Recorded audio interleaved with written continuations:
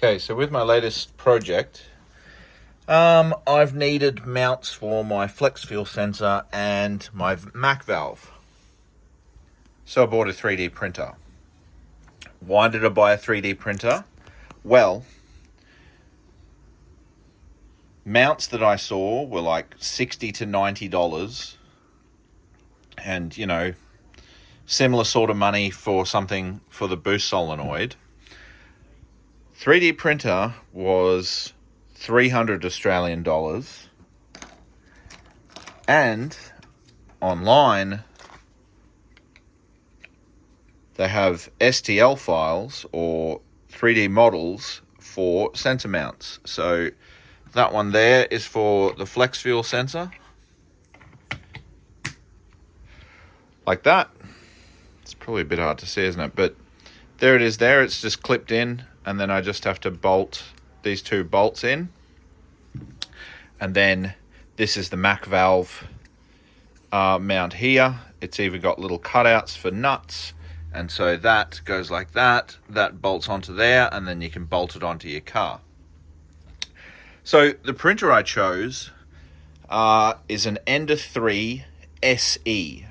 Now, the SE is really important because it's only just new. And if you're familiar with 3D printers, it's probably a bit hard to see, isn't it? But basically, this one is direct drive. So the filament here, the actual plastic that you use, people upgrade to a direct drive extruder. And then also, it's very easy to upgrade the nozzle to print plastics like this PLA that I've got. So PETG. So PETG, you need to keep it dry. So that's what that is in the back there. That's a dryer. And your nozzle needs to go to, so I printed this at 245 degrees. And basically you need a nozzle that goes really hot. So I upgraded the hot end. The hot end is a Micro Swiss ceramic. Yeah, Micro Swiss ceramic, specially for Ender SE.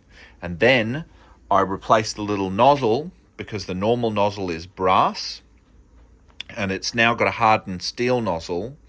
And that means I can print things like carbon-infused nylon, because it also needs a high temperature, hence the different hot end, but it also needs a hardened nozzle because carbon-infused nylon is very abrasive on the nozzle.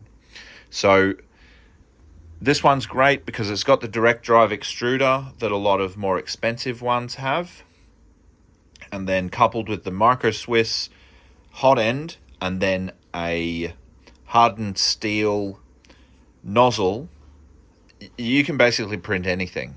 Well, not anything, but you can print a lot of the specialist filaments that some of the higher end printers can print. So as I say, 300 Australian dollars, it's about 20 cents in the US.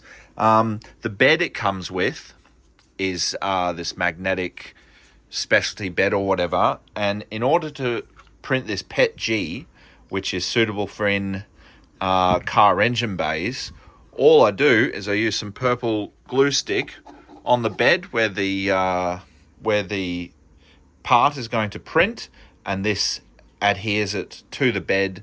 And I've only once ever had an issue, but that was, I don't know, that was something to do with the settings. So Creality Ender 3 SE.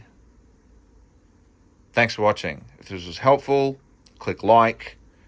If you have any questions, leave a comment. And if you want to see more of my low-tech videos, click subscribe. Thanks for watching.